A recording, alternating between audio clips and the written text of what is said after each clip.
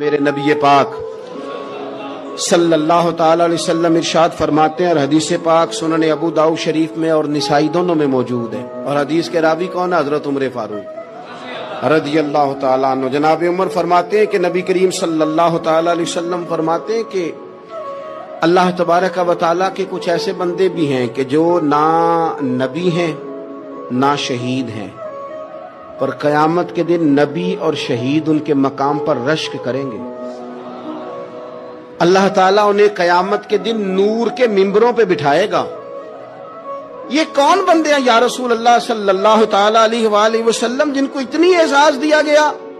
تو حضور فرمانے لگے یہ وہ بندے ہیں کہ کوئی دنیاوی لین دین نہیں، کوئی دنیاوی رشتہ داری نہیں، لیکن یہ ایک دوسرے سے پیار کرتے تھے، اللہ کی رضا کے لیے کرتے تھے۔ نبی اور شہید بھی ان کے مقام پہ رشک کریں گے۔